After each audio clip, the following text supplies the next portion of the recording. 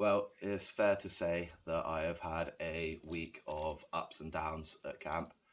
I think it's very important that I talk about that, but I also think it's important that I introduce you to and start telling you about some of the animals here, starting with the first one I saw that I arrived on camp, one that we commonly see, but nonetheless still amazing.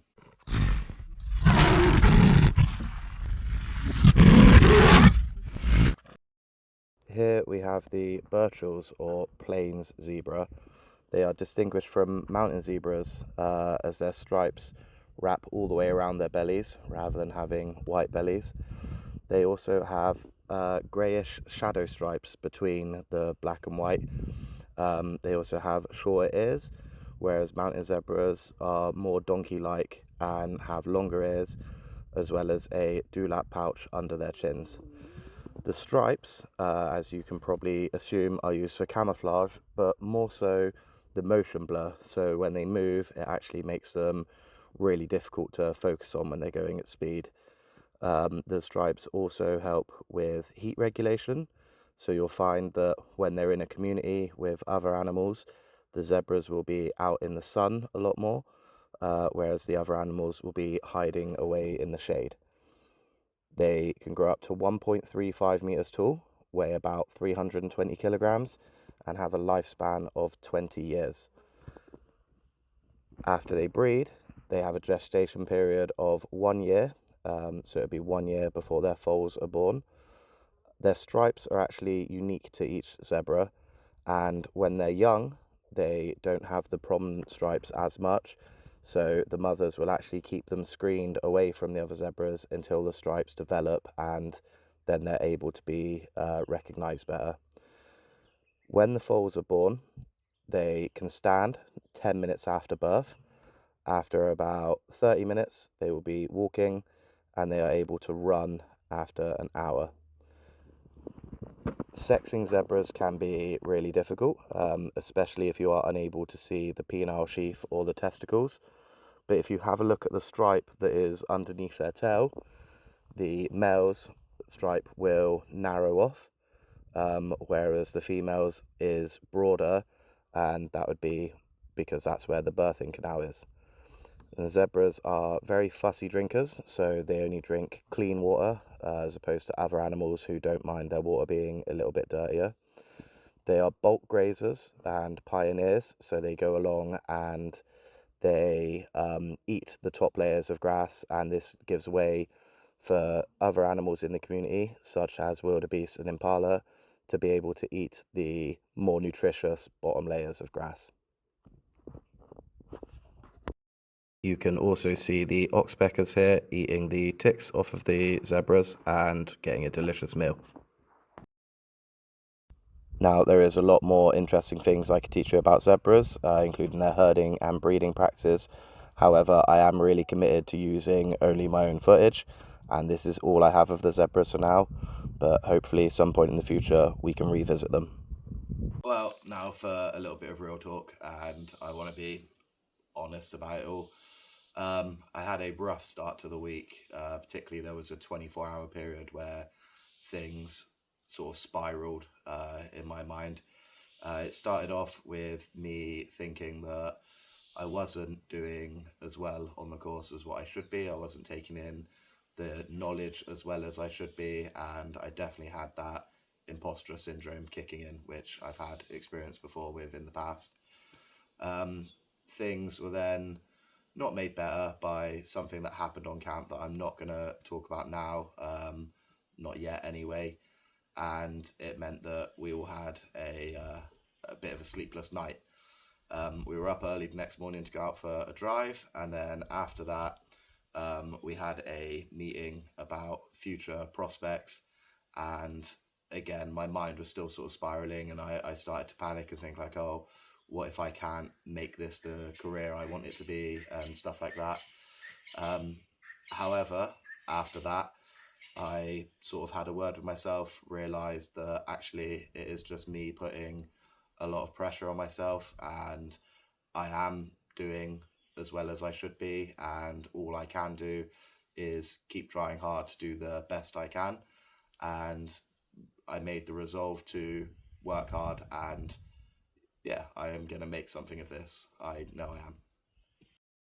I have talked a little bit about elephants already with the bachelor herd that has been knocking around, but I thought it was time to do a full profile on them. So, elephants can go up to 3 meters high in the bulls. They can weigh in excess of 6 tons. Their gestation period is 22 months, so it takes them 22 months to have a baby, and they have a lifespan of 55 to 60 years. Now, what we're going to see in this video is something really interesting to do with their communication methods. Elephants communicate through body language and also pheromones. So this is the bachelor herd we've been seeing, and you'll notice that the bull that is near the water seems to be the older one, and he does have some damage from fights. So you can immediately see that as the other elephant approaches, even though they are part of the same herd, he is a little bit nervous and stops drinking to make sure everything's okay. And with the newly arrived elephant showing no aggression, they then carry on drinking the water. Now, elephants are actually a keystone species, meaning that they have a direct influence over the healthy function of the ecosystem just by existing. And this can even include the survival of particular species. Now, after we'd been here a while, we saw a third elephant arrive.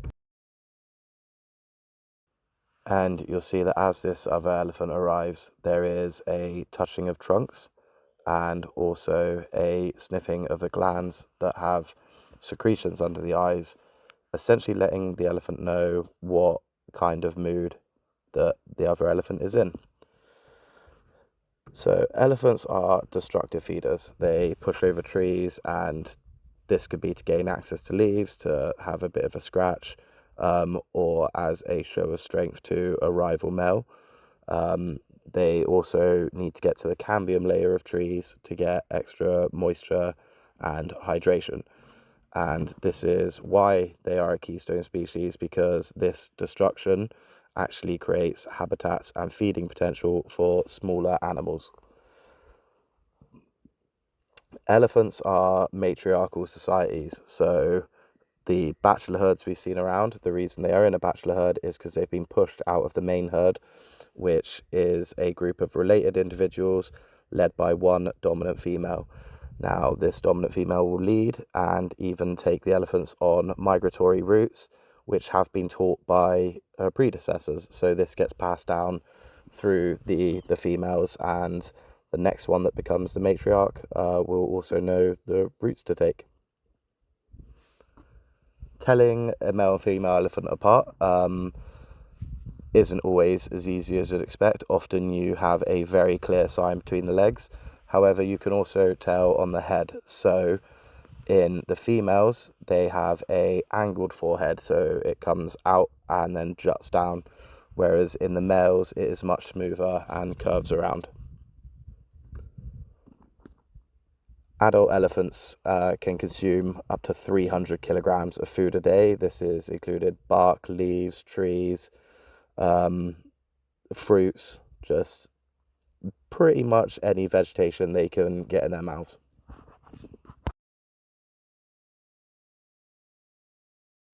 And then the final thing I'm going to tell you is, with the eating of 300 kilograms of food a day, they actually expel and poop out about 150 kilograms of that. So then that also helps create life from the nutrients and provides habitat to dung beetles and all sorts of things like that.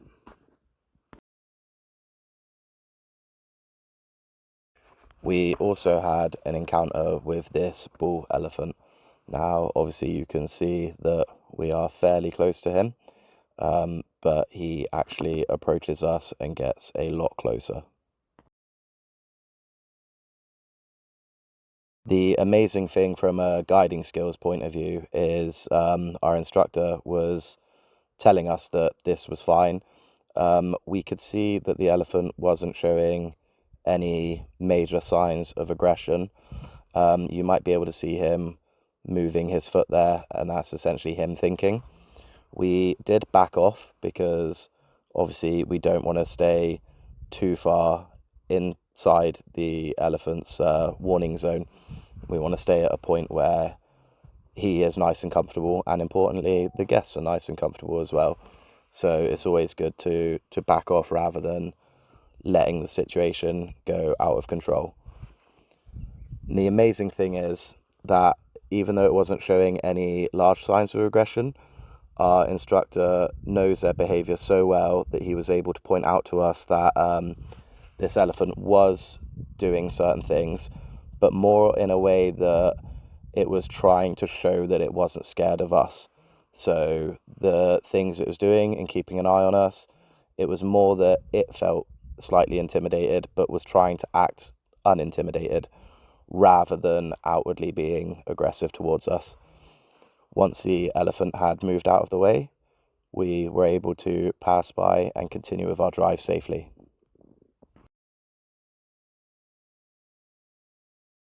I think it's important to acknowledge that I don't feel negatively about the feelings I was having at the start of the week. Um, the reason I was having those feelings is because I am serious about this and I want it to go well, and it would be a dream come true, absolutely. And it's difficult to feel bad for very long, surrounded by all these amazing things. I am here. Another thing that has definitely helped is talking to people. So I talked to my instructor about it and immediately felt better. Just had that reassurance of, the knowledge will come. And then also my campmates, they have all been fantastic. It feels like a really good team. One of my campmates has been quizzing me on my frog and toad sounds, which has really helped. Another one is a really keen birder, and when we've been going out on drives, she's been asking me and helping reinforce recognizing, identifying the birds. We've done things like group cahoots to try and see where our knowledge is, with a little bit of a more fun element, and also just a time to chill out as well. We had our first camp birthdays this week, so some time around the fire to relax was well needed, and we even managed to fit in a movie night. It's just a shame that it was a really, really crap film. I cannot recommend the film Anaconda.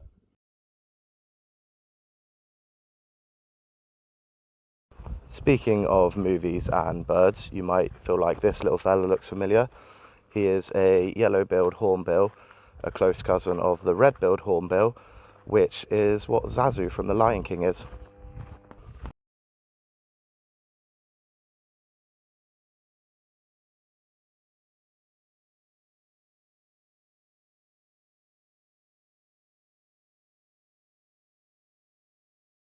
Some wins for the week. We got allocated our animal that we are going to have to do a presentation on further down the line, and I was assigned honey badger, which I had actually previously said that if we got to pick our own subjects, then that is what I'd be picking. So I feel very lucky about that. I also got to get behind the wheel properly for our game drive, and I felt very comfortable. And at a point here, you can see me hopping out to remove a log out of the way, of course, making sure that the area is safe first.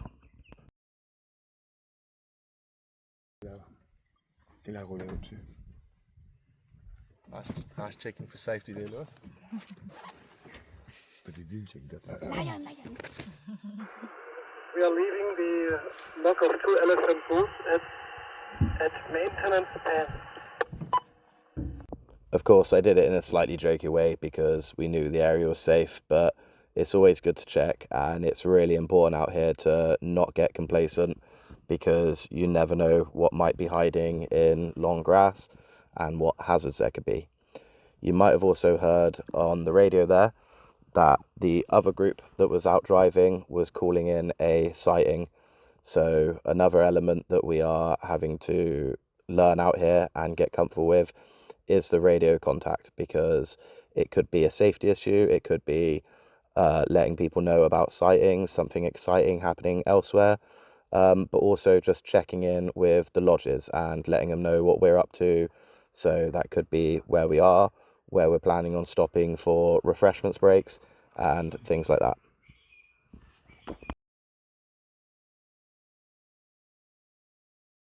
We even managed to find a huge elephant bone on one of our drives, and overall it's just a really, really incredible experience. On the way home from one of our drives, we saw some kudu having a spa.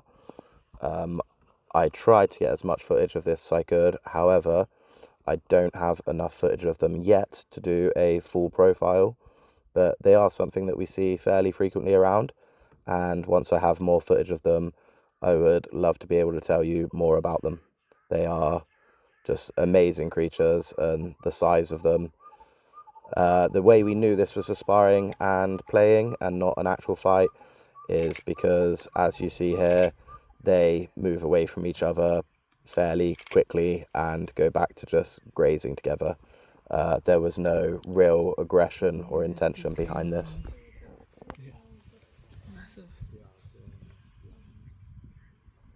So yeah, a little bit of depth to this video, but I felt like it was stuff that was important to say, and more importantly for myself to say out loud, because I have absolutely come through the other side of those feelings, and I know this is what I want to be doing, and I'm going to make that happen. As always, thank you for watching. Thank you for letting me share my doubts and triumphs. Please like, subscribe, share, help me get this out there. And there are the links to my Instagram, and buy me a coffee.